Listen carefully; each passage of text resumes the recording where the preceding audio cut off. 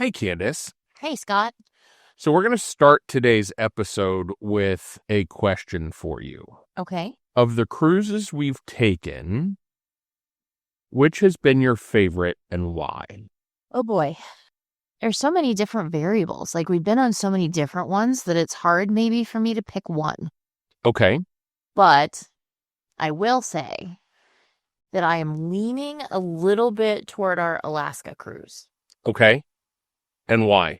Just because it was so different from my expectations. Like, Okay. it actually turned out way different than what I So much expected. better than what you thought it was going to be going Yes. into it. Okay. And the fact that I can't wait to get back to Alaska screams volumes. Yeah, for somebody that we had to drag kicking and screaming onto the ship. I don't know that it was quite that dramatic, but it was close. Very, very true. How about you? So for me, I think any of the cruises that we've done with family have been ranked up there. You know me, I'm kind of a family guy, not the TV show The Family Guy, Thank God. but well, I'm a little bit Peter Griffin at times. Nah. But Please continue. yes, I know. But the one that always pops into my head is the Virgin Voyages cruise. Yes. That And was a good cruise. I think that was primarily because of our stateroom. Oh, 100%. Yeah. Like the vibe of the Virgin cruise was very good. Mhm. Like the things to do were fun. If I had to pick, I would have had more Broadway caliber type shows on that ship, but I know they're trying to not be that cruise line, Mm-hmm. and it works for them. But our stateroom and the balcony we had for that stateroom was next level. Mm-hmm. You're welcome. And then the free champagne every night, Right. the bar in our room that we barely used. Right. It was just, yeah, that was just a great trip. All the way around. Yeah. And I think, like, if we were to do that again, I think if we were to go back on Virgin again, I would probably want the same category of room. Or better. Or better with that same balcony, because that was amazing. But I would do things a little bit differently. Like, I would know what to ask for to make it an experience that I wanted to have. Was more like, tailored to you. Right. Yeah. Yeah, and that is such a great segue into what this episode is going to be about. We're going to talk about lessons that we've learned over our years of cruising. So sit back, grab a drink, grab a snack, whatever you want to do while you listen to us. Where our opinions might get a little spicy, they might be a little tame, who knows? But we're going to talk cruising lessons learned from a decade plus of spending time on cruise ships. And not just Disney. And not just Disney.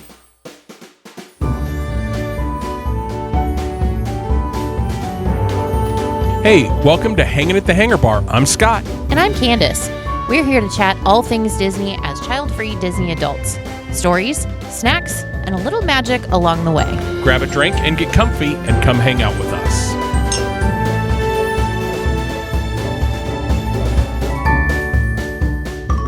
Okay, so Candace, in today's episode, I want us to talk through the things that we've learned while cruising. Mm-hmm.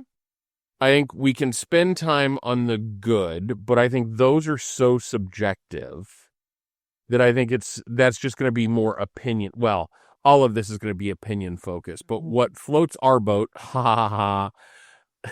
is not necessarily going to float anybody else's boat. But there's a few lessons learned that I think our perspective could add value on the more negative side of things. So where do you want to start? I think we should start at the beginning. Okay. With our very first cruise, and we can or we don't have to name the cruise line. I think we do. There's no secret with our audience that there's a cruise line we'll never go on again. Right. Well, now too. But Carnival was our first cruise. And the most valuable thing that I got out of that vacation was that I enjoy cruising. Mm-hmm. Don't get me wrong, it was a long trip. We met some great people. We had some great ports of call. I mean, that's where we went in the snorkel park in Cozumel and got those great photos. Right. But I think the main thing of that trip was that I learned that I enjoy cruising, that I can get on basically what is a floating town or city for a length of time, unpack once, my food's included, I get to see a lot of different places, but I don't have to go ashore if I don't want to. Mm-hmm. Excursions are available, but again, you don't have to do that.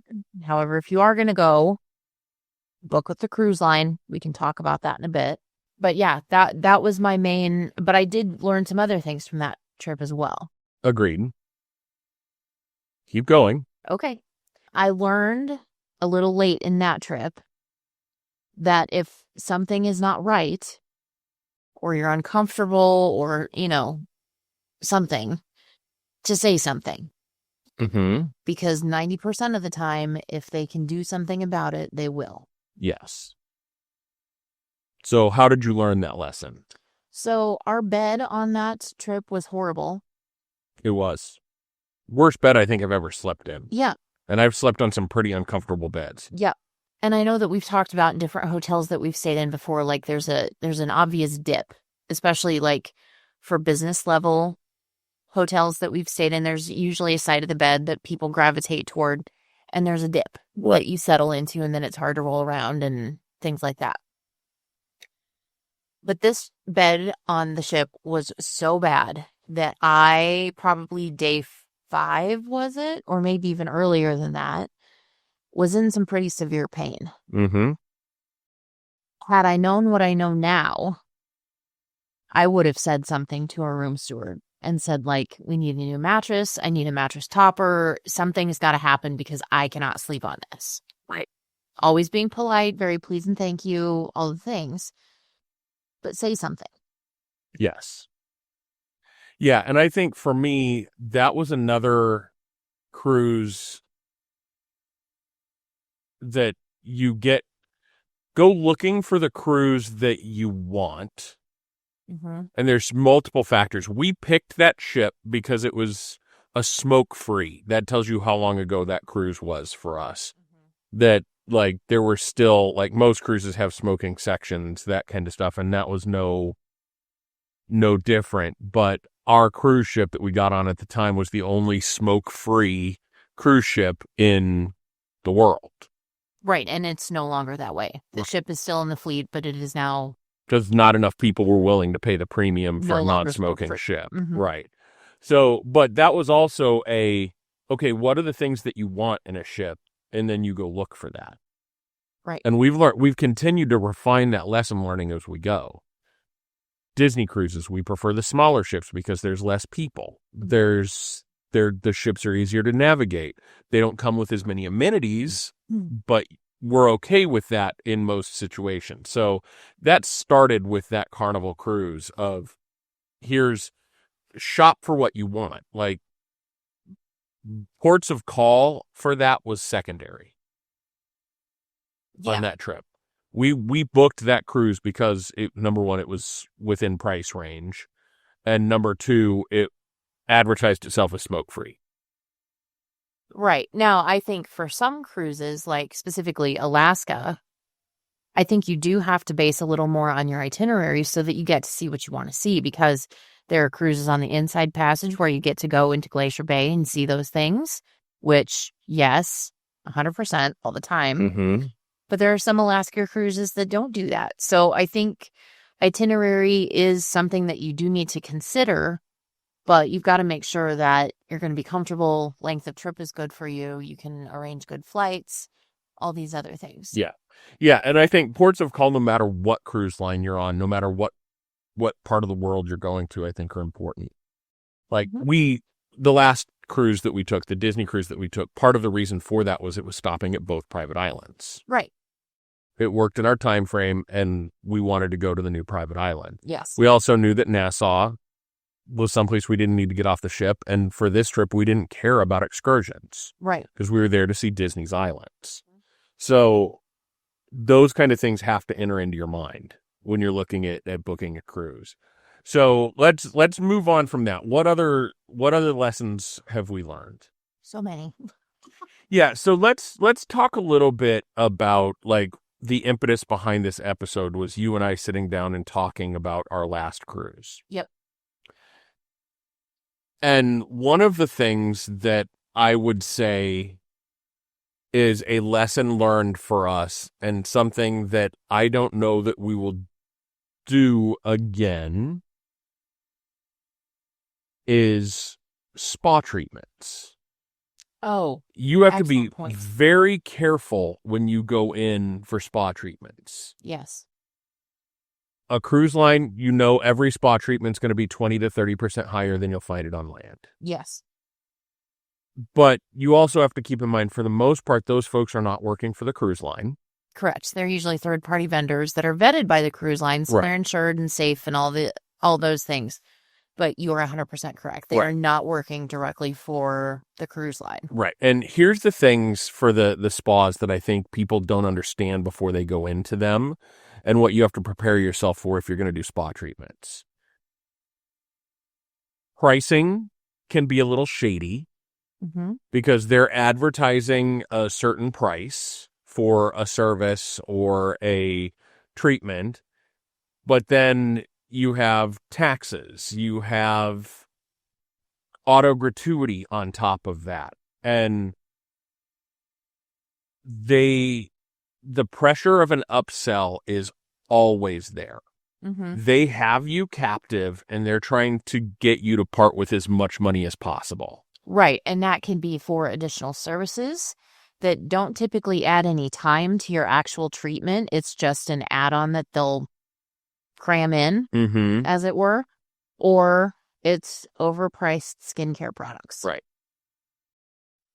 Which, having fallen for that before, they're nothing special. Yeah. You can go to Sephora very easily, And get the same things. if not better. Right. For a lot less money. Yes. 100%. Unless you're looking at La Mer, and then that's a different discussion, and you're probably not in a tax bracket that you should be listening to this. But anyway, if you need travel advice, I can hook you up. But stop listening. Yeah. Yeah, and I think that hard sell of the people doing the treatments just rubs me the wrong way a little bit. And with our last one, I don't feel like we got hard sold, but we talked about it in the last episode too, that it also didn't feel like they were 100% upfront. Yeah. Yeah. And there was something kind of hinky toward the end of that treatment where, and this could be projecting a little bit because of my empath stuff, but I felt like they felt like we were upset or disappointed or something with what was happening. And so they didn't bother to say, oh, let us show you what we think you need for relaxation or whatever the case may be. Right. That's the impression that I got. Okay. I didn't sense that, but I'm blind to that kind of thing generally. So, yeah. So we didn't get the hard sell for products. No. But again, like, and I don't mind sharing prices for some of this stuff. We thought we were going in for a $250 treatment. Mm-hmm. That was $250 per person. Mm-hmm. Plus we did an add-on service. Which was not what it said it was going to be. Right. Was not what I thought it was going to be. They didn't talk to us at all about what that was or what it, like, it was just, here's a list of things you should choose from. Pick one or two. And then just overall, like, and then the auto gratuity, we ended up what we thought we were going to be paying like $250 plus auto gratuity for. So like a $300 or $350 experience total ended up being double that for us. Yes. And it was a long experience, but it certainly was not worth that. And No. thank the Lord, and this is not bragging, but thank the Lord we're in a position where we could afford that. Can you imagine if that had happened when we were on our first cruise? We would have had to sign a contract to work for Carnival because there would have been no way. Right. If we had budgeted for a certain amount and then got surprised by double the amount of what we thought it was going to be, we would have been screwed. because we didn't have the room on our credit card. We didn't have any of that. So I'm just thankful that I got taken a little bit. I feel like I got a little bit of advantage taken of me, but at least I'm at a spot where it's not going to financially ruin me. Yeah. This is going to be a bold, kind of snarky statement, but you warned that we might get a little spicy. Mm-hmm. I don't know that what we experienced during that adventure, whatever you want to call it, I don't know that it was all that adventuresome. But Right. I don't know that it was even worth what we thought we were going to be Right. paying for it. If we're being honest, I don't think it was. Yeah. And understand we got the little villa thing on the ship and blah, blah, blah. No, it Yeah. was not. It was a good massage. That's about all I'm going to say about it, because that's all it was to me. Yeah. Was a massage and then sitting around for a while. Yeah. And I will tell you, on all the cruises that we've done, we haven't done that many spa treatments. No. But there's been one spa treatment that I thought was kind of a good value, and that was our cabana massage on Castaway Cay. I agree until... They started trying to hard sell us at the end. Right. And the Like- sunburn was not pleasant, but Right. I should have known better. Right. But that's where you go spend an hour getting relaxed, and then you just instantly tense back up when they're like, well, I can feel your tension. This bottle of this will help that. And if you shower with this, you need these 4 packages, and that's going to be another $200. We walked away that day. Like, no, we're not buying anything. Yeah. And yeah. So when you walk into the spa, just be careful. Know what you're buying. Even so much as, like, we've had 2 different experiences with, like, day passes to spa rooms. The one on the Alaska trip, we used 2 or 3 times because the amenities there were fantastic. Yeah, like that giant tub. hot tub whirlpool thing That was fabulous. that came with showers and the rain beds and that kind of thing, or the heat beds and that kind of thing. That I would do again. But I'm going to do a lot more. I will never do the Rainforest Pass multi-day thing on the Magic of the Wonder again. No. And I would want to make sure I understand what the rooms look like on the bigger ships before I even do a day pass. Yeah. For those. Because, like... Or maybe just do a day-by-day pass and not a package pass. Right. Like if you want to go do it entirely once, you go do it once. Right. Right. And so that was $100 each for that. Yeah.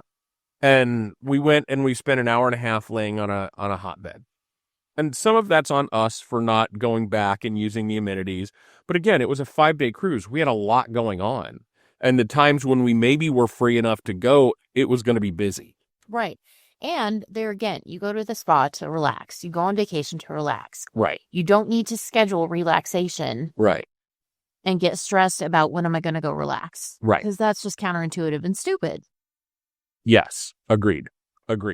So, yeah. And so that's the cabana massage, the outdoor massage was fantastic. I did a haircut and a beard trim on the Alaska trip too, right? Mm-hmm.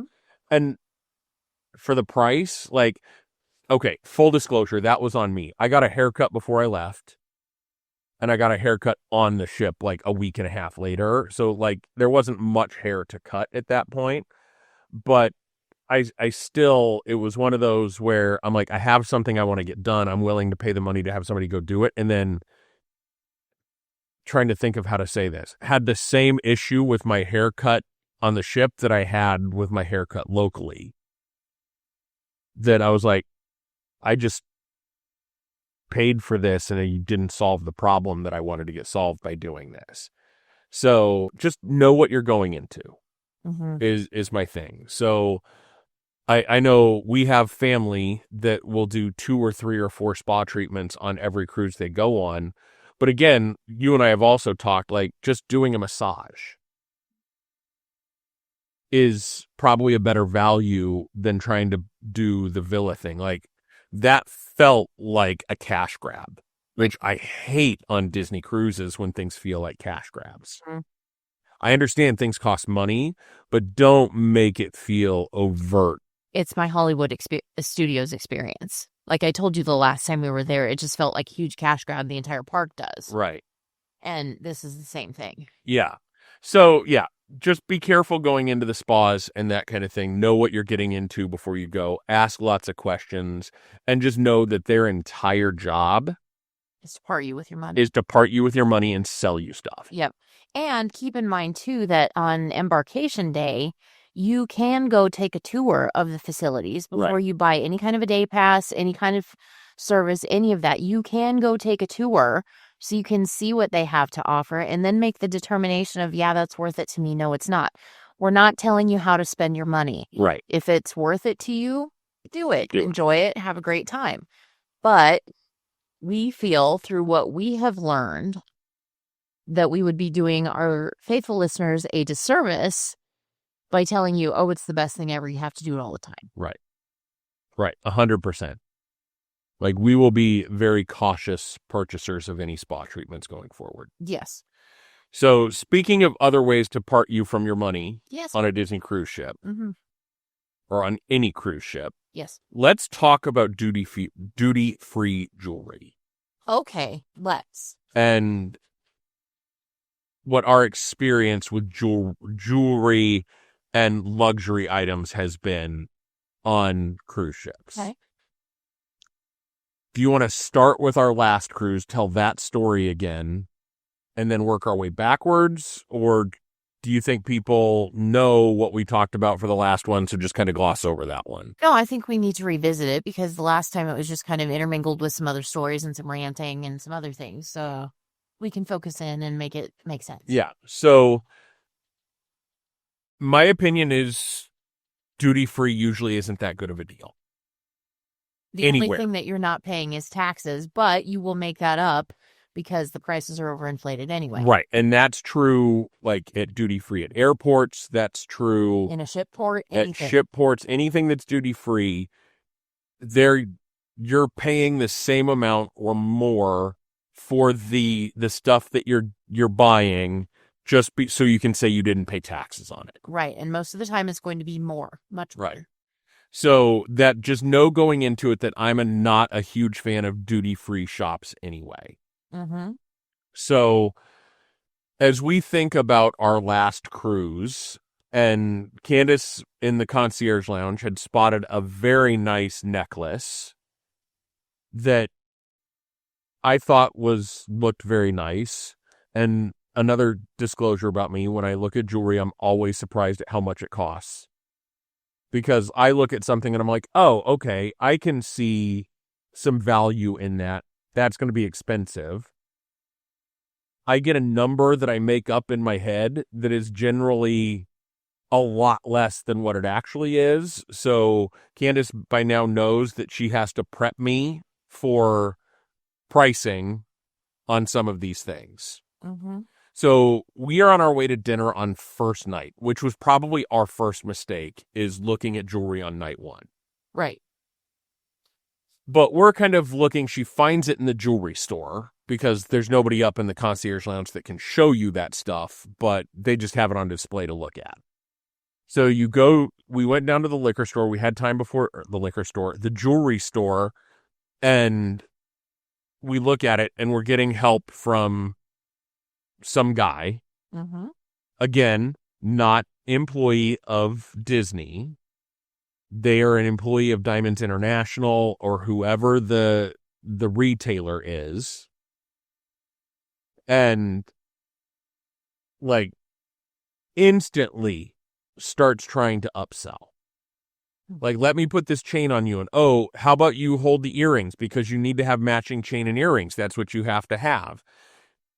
Instead of like, what are you looking for? What's your price point? What's your whatever, to potentially get us to a spot where we might want to make a purchase on something, he's instantly trying to part us with as much money as possible. Mm-hmm. And then, like, he puts it on you, and then What's-Her-Bucket starts her little lottery presentation thing, and he just walks away. Like, I'm still wearing this necklace, which I have no idea at that point what the price is. And he's just walking away and he's standing behind the counter so that what's-her-butt can bell her. rattle on and scream about things. And I'm like, what is happening right now? Right. Like, it would have been very easy for him to say, hey, we're getting ready to start this auction thing. Not going to be the best time for us to talk jewelry. Why don't you come back after dinner? Or why don't you come back tomorrow and we'll look at this? But I'm sure sales is you never want somebody to walk away without buying something, because chances go down that they'll actually buy. Well, but you also don't want to leave what they have priced at that expensive of a necklace on someone. Right. That you don't know. In a crowd of people. Right. Yeah. Like, not that we would do this, but how easy would it have been to just kind of turn around and walk the other way? And then when somebody comes back and says, you stole a necklace. No, we didn't. I don't know what you're talking about. Yeah. In that crowd of people, somebody took it off of me. I don't know who. It had to have been one of your people. Like, that was dangerous. Yeah. Like, we've been to jewelry stores and they don't walk away from anything. No, I used to work in a jewelry store and we had very clear rules about how many pieces could be out at a time. What you do and don't turn your back. If you need to step away, you get somebody over. Yeah. All these other things. And so on Disney cruises, you also have to know that there's a mouse tax. Mm-hmm. Anything Mickey shaped is going to be more expensive. Anything on a Disney cruise is going to be more expensive. Yes. Anything Mickey shaped on a cruise is going to be doubly more expensive. Right. Mouse any tax. place mouse or anything mouse shaped and sparkly is probably triply expensive. Yes. So that first pendant that you looked at. Yes. What were you expecting the price to be based on what you knew? Based on the carat weight that it was and the metal that it was made of, I was expecting somewhere in the area of $1,200 to $1,500 with those mouse tax experiences in mind. That's exactly where my head was. I'm like, it's going to be an expensive piece. I'm going to be shocked by the dollar amount that they give me. But that was the same kind of price range that I thought I was going to have to talk you out of buying it. Mm-hmm. And when I took it off of Candace and I took it back over to the guy and I said, how much is it? And he looked at the tag because there's no prices on the tag. Mm-hmm. He came back and said that this necklace was $3,800. Not in a million years. Not in a million years. Yeah. Yeah. For more on this in a second, but for a cut of diamond that you have no idea how good of a quality it is. Well, or a brand of diamond, you have no idea how good the quality is. Yes. And I will say, based on the carat weight, it wasn't that it was one stone at that carat weight. It was a bunch of very tiny little stones that totaled that. And there's a pricing difference on that, which we don't need to get into right now. But there's a pricing difference on that. No way ever would I say yes to that price. Ever, ever, ever. Right. Or even close to that price. Right. Ever, ever. Yeah. So we kind of caught our breath and we walked away from that. Mm-hmm. And then you found another necklace in one of the shops that you liked that you looked at. And again, I was looking at that one, probably thinking same price range. No, I was thinking more than that because it was double the carat weight. Okay. For the first one. I didn't know that it was going to be what they told us it was going to be, even with a discount. Yeah, because with a discount, so how much did you think that one was going to be? I thought that one was, when he told me about the carat weight, knowing the sizes of the diamonds that we were actually talking about in the second one, because there were some not substantially sized stones, but they were bigger than the ones in the first one. I was thinking probably $2,500, $3,000. Okay. Like, I still wouldn't have paid that, but I was expecting up to the price of the other one. Right. Mouse tax included, the fact that it was a concierge piece, all those things. Right. And how much did he come back with after discount on that one? After the quote-unquote discount, which he had to call his manager for, so it was kind of like buying a used car It was a little bit shady. Right. He came back with $6,700 something. Oh, I thought it was less than the first one. No. No, no, sir. Yeah. So needless to say, we did not buy any jewelry on this trip. And I'm okay with that. Yeah. So here's the lesson that I would say on a more positive note. If you are in a spot where you can get off the ship, get past the Diamonds International kind of touristy kind of selling places, make it a couple blocks away in a safe port. Yes. And go into some touristy gift shops that are a little further away that maybe you don't see as much traffic. Mm-hmm. Because they're going to be priced more reasonably. They're going to be priced more realistically. Yes. And the service is probably going to be better because they're dealing with less people. Right. We got Candace on our Alaska cruise a whale tail with a diamond in it. It's a string of diamonds. A string. Okay. So very beautiful necklace. Mm-hmm. And I ended up paying less for that than I thought I was going to. Mm-hmm. And we were able to negotiate, and they included a chain. Right. Which it didn't originally come with. And they found me exactly what I was looking for. And like, I totally went into that just thinking about just a plain gold whale tail, which I would have been fine having us pay for what we paid for mine with the diamonds in it for just straight gold. Right. But they got me something that sparkles. Yeah. Which, heck yeah. Yeah, exactly. So just know that your jewelry buying, you have to be a wise buyer in those situations. On the cruise ship, you have to remember you are captive. Yes. And they do all the fancy things. Like they've got the fancy jewelry lights that make everything sparkle a lot more than it normally does. There's a sense of urgency behind all your purchases because it's, oh, we only have 2 of these left. Oh, this is the only one on board. Oh, if you need a longer chain, we can do that, but you have to buy it before we're in this specific port because we have to take it actually to the Diamonds International store to have the chain extended or swap out chains or whatever the case may be. They've got that sense of urgency. Right. They use every cheap, nasty sales trick that there is. And the thing with Diamonds International, and I'm not putting them down, but I kind of am, is one of their big things is that they always say, well, as long as you keep this purchase thing, you can go to any one of our stores anywhere in the world and trade up or, exchange for a different piece or whatever you want to do. But the thing that you have to think about that is how often are you actually in a cruise port that has the Diamonds International? Mm-hmm.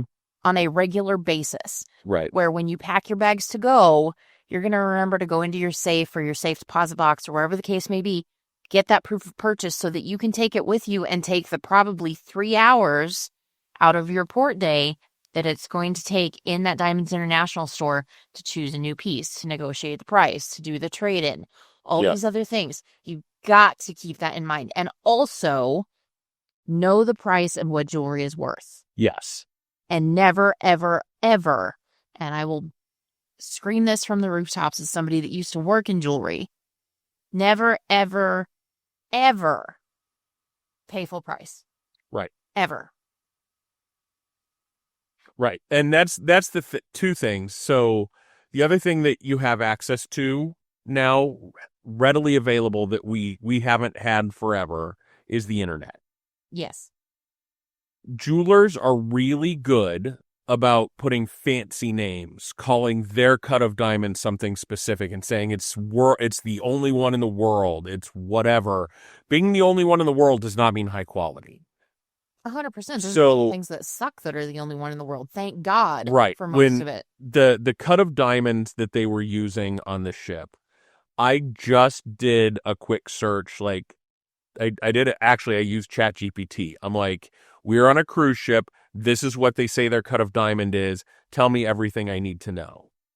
And ChatGPT came back and said, here's the cut of the diamonds. It's tied to Diamond International. They're usually lower quality, lower clarity. You very rarely get your money's worth. Like, it very much spit out. Like, if you take this back and assess this piece, it will assess for half of what you're paying. which I told you that when we Right. found out the price of it. I'm like, no. Right. Mm. So, like, that's just, like, there's some things that I'm willing to say, yes, I'm willing to pay more than the assessed price for. Not everything has to be an investment piece. Right.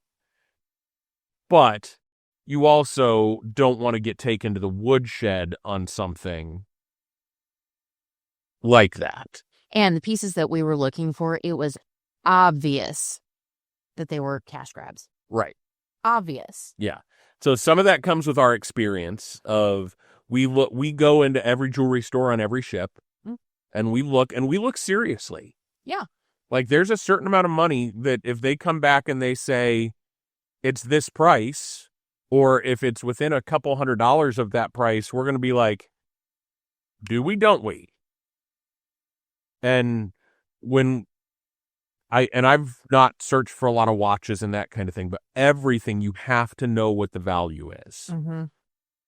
You have to know going in two things. You want to have an idea of what the value of what you're looking at is to make sure it then fits in with the second thing, your budget. Right. Understand your budget and don't be talked out of your budget. Right. Don't fall so in love with a piece that you can't walk away from it. Mm-hmm. Because when you walk away, that's when prices go down. Right. Because I have to tell you, like that first pendant that we were looking for, I'm still in love with that. I still want that. But not for the circumstance that it was. Not for the circumstance or the price. Oh, 100% no. Like if it was we were expecting $1,200. If it came back at $1,500, I fully expect you would have spent the next 5 days trying to convince me to buy it. Could have happened. And that's a premium that's like, okay, we know we're paying a mouse tax.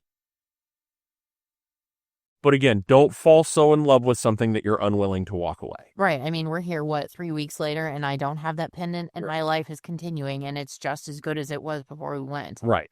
And you're not worried about that you spent $3,800 on a pendant that's worth $12,000. Or less. Right. Yes. Yeah. So, yeah, again, this is us lessons learned from somewhat cheapskates. Well, me being a cheap ass. And just understand what you're a realist. Right. Understanding what value is and understanding what you're willing to pay in that moment. Again, you're going to spend more on vacation. You're a captive audience, know where you're at. So you don't go in and like, well, I saw a very similar piece to that in my jewelry store down the street for $900 and you're charging me $950. I'm unwilling to pay that. If that's your thing, go buy the one at the local jewelry store. But buying it on board comes with a memory of buying it on board, comes with all of that nostalgia has value as well. It does. Just like you won't forget the purchase experience of your whale tail. Oh, I think about it every time I wear it. Right. Yeah. Of how good that was and all of those kind of things. So that's an important thing to remember. Don't spend too much. Be willing to walk away, but also know you're going to pay a little bit more. Right. And again, value is completely subjective. Right. It's something that's what you want to spend your money on, and that's what you value, and that kind of experience is what you're looking for. Do it. Right. I wonder what would have happened if you would have gone back to that jewelry store guy on the Disney ship and said, I'm willing to give you $1,500 for it. I wonder if they would have just said, okay, or if we would have walked out with a $1,500 pendant. I don't know. Even that, I think it would have been too much. Right. But still, that would have been more in line with, okay, so this is already a longer episode than I thought it was going to be because we love our good bitching sessions that we get every now and then. What else? Let's talk a little bit. Let's go more positive lessons learned for kind of the last part of this. Okay. What would you say are some lessons learned we've had about picking lines, picking ships, and picking itineraries? Can you clarify that question a little bit? Because there was a lot of parts to it, and I'm not sure that I know what you're asking me to define. Yeah, so just lessons learned on how to pick the right cruise for you. From our experience of picking cruises. We've been on 10 cruises now. 8. 8 cruises. 5 on Disney, Carnival, Virgin, Holiday. Okay, so 8. But still, that's a lot of cruises. That's more cruises than some people take in a lifetime. Correct. So what are things that you've learned about picking ships, picking itineraries, just the process of booking? Not necessarily from a travel professional's point of view, but from you point of view. What do you look for, and how does our experience frame what we look for? So I think we're a little bit different because, well, we know we're a little bit different because we don't have kids. So we don't have to look for the kids' clubs and the kids' activities and all that kind of thing. Right. You are also married to an introvert, which means the fewer people on a ship, the better for me. So like the big, huge floating cities, I really have no interest in being around that many people. Right. For any length of time.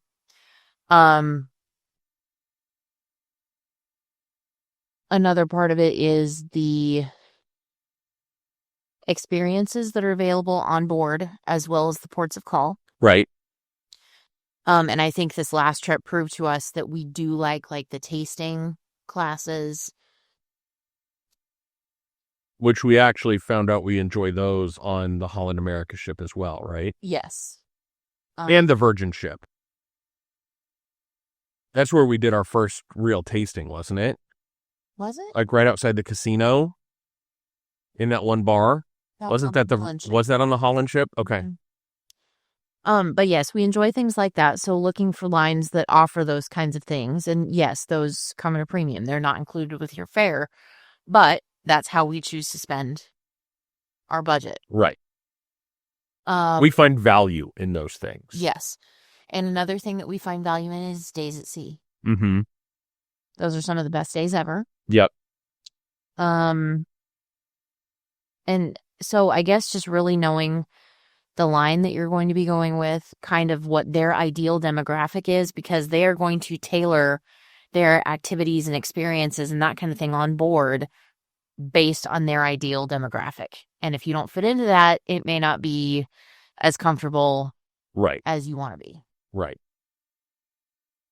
Yeah, I agree with all of that. I think for us, what we've found is we chase experience, not necessarily thrill.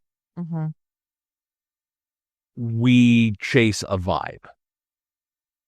We chase the live music that we actually want to sit and listen to. Right. And not cringe every time somebody starts singing. And just overall on ships, I think we chase a vibe. Yeah. And it's weird that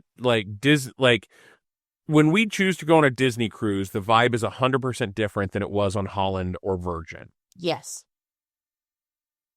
So depending on what we want, we chase a different vibe. Like, yes, Disney ships are very good at some of their adult-only activities, that kind of thing. Doesn't raise to the level of what we experienced on Virgin. No, it doesn't. Completely different vibe. So you just have to know what you want your vacation to be. That's probably my biggest lesson learned is, yes, there's some perks to being loyal to one line. But there's also some perks to being, I know I want a Disney-fied experience, or I know I want a Richard's Rooftop experience, or I know that Alaska is where I want to go. Disney charges double, and it's probably for us not worth the value. Just seeing Mickey in his Alaska gear probably is not worth double the price. It's not worth double, but I tell you what, he's awfully cute in that getup. Oh, I know he is. But I know what you're saying. Again, so you have to know what you want and you go chase that. But also, Virgin is going to start sailing Alaska. Yeah. So is that something that we maybe want to do? Yep. Because we love the vibe on the Virgin ships. Maybe we take them to Alaska and try them out. Yep. Potentially. Because how awesome would that balcony have been in Glacier Bay? Oh, fantastic. Fantastic. With a bottle of champagne or... Absolutely. We would have had to go up to deck at all. No. We would have been on our balcony with a bar from our room. Yep. And we would have spent 4 hours there. Probably would have had trouble walking to to dinner that night, No doubt but about it. that's But neither that's here nor okay. there. Yeah. So yeah, I think we'll wrap this one up here because again, I think this one got a little longer than And even we I could thought it keep was going going, to. but We could keep going. So if you liked this conversation, if you like the raw, unfiltered opinions on what's good and what's bad from cruising, parks, whatever, let us know that you want to hear more like this, and we'll be happy to do it. So thank you for tuning in. As always, we appreciate each and every one of you. Find us on our socials, interact with us, let us know what you want to hear, let us know what you want us to talk about. We're always looking for new ideas so it doesn't get stale and you get to hear what you want to hear from us. So appreciate you, and remember, there is always a great, big, beautiful tomorrow. and we'll see you real soon.